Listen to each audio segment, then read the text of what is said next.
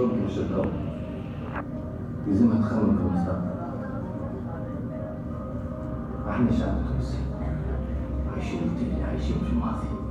قارون انفاس تحنا 3000 سنة حضارة، احنا عفريت، احنا بار، احنا قرطاج. هذا مش كل الذين بين قرطاجيين عرب، مسيح، بربر. بعد شي نشوفها أرض ولاد اثنين جايين ندوسي من الأرشيف من التاريخ، ننظر عليه في الخبر. في بالك لأول دستور في العالم دولة تونس قرطاج.